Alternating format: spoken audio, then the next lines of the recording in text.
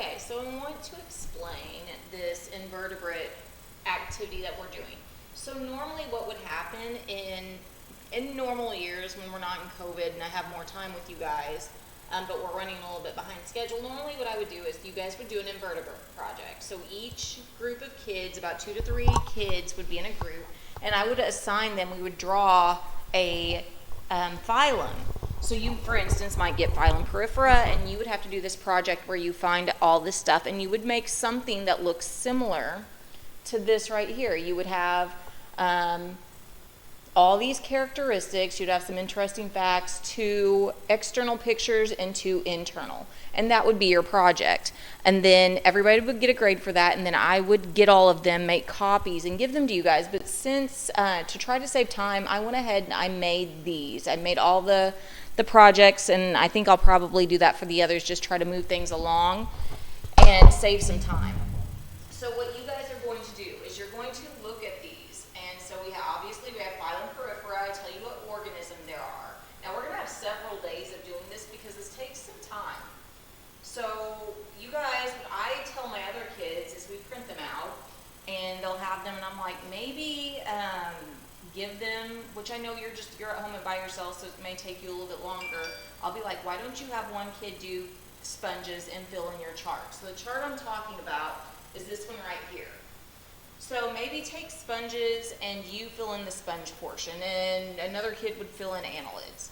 So anyways, once they do that, they get done, they can use this chart, and they can also spread these pictures apart. Where are there? 8 of them, I think. 1, 2, 3, 4, 5, 6, 7, yeah, 8. I'm like, spread these 8 apart and start trying to put them. How do you think they should go on a cladogram? Who should be at the bottom? Who should be at the top? Kind of fill it in from there.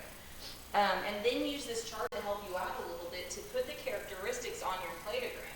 So for instance, and obviously there's not a lot of room to write in this, so I'm going to kind of go through sponges with you.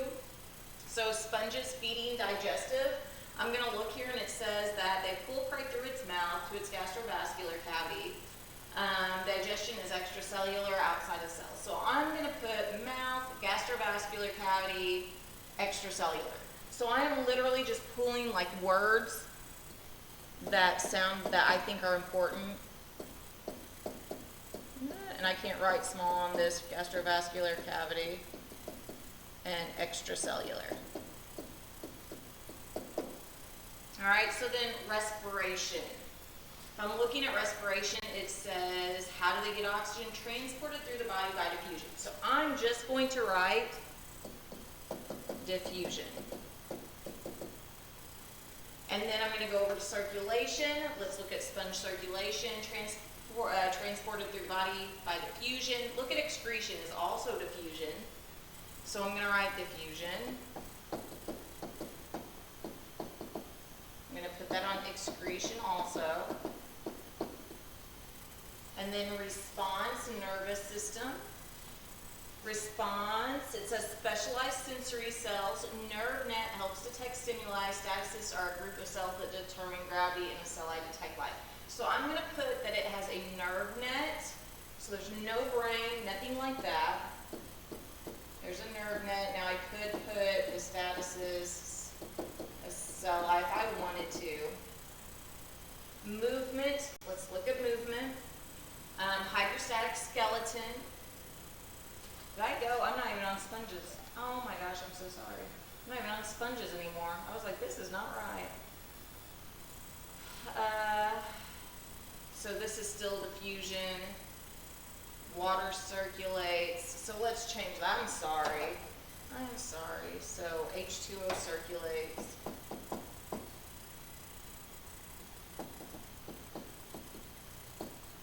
Let's check respiration out. Respiration diffuses. Okay, I think everything else is fine. They're filter feeders, digestion's intracellular. So let's do that.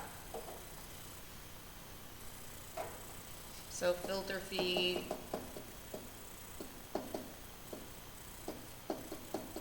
Extracellular. Alright. Or intra. My bad. Whew. Sorry, I've been doing a lot today. Filter feed. intracellular.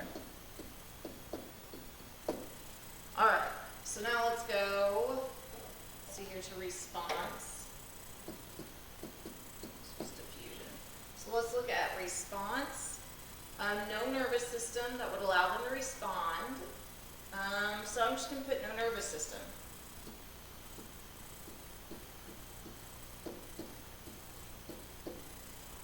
Movement, they're sessile, which means that they do not move. Reproduction, can reproduce sexually or asexually. It's internal fertilization. So I'm going to put both, and it's internal. Symmetry, asymmetrical. Let's look at germ layer, 2 germ layers. So I'm going to put asymmetry, 2, body cavity, and then early development. Body cavity, none, and they're a protozoa. So I'm going to put none, and put protozoa. All right, so I would fill that out. So then I would do that for all of these, for annelids, platyhelminthes, echinodermata. Just keep going through, fill in the chart. You're going to get a grade for filling in the chart. Once you are done with this, you are then going to, let me pull this up. Well, I don't know how many times okay, here it goes. So once you do that, once you have your chart, oh no, I think I clicked on it a bunch of times. You're going to make a cladogram, all right? So you need to put something down here and be like, what do all 8 of these things have in common? Okay, that first dot is what they all have in common.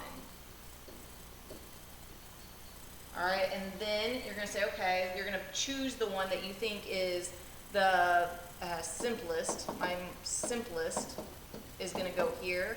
And then you're going to find what does everybody have that this most simple one does not. All right, that's going to go here at this characteristic. Now remember, you can branch off. If you think there are 2 that are really closely related, you could branch them off like this. You could get branches like that. All right, this is up to you. It's your cladogram.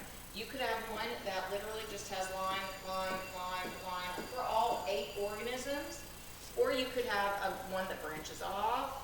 You could have another line here. You could have another branch here. Like, it is up to you. The sky's the limit.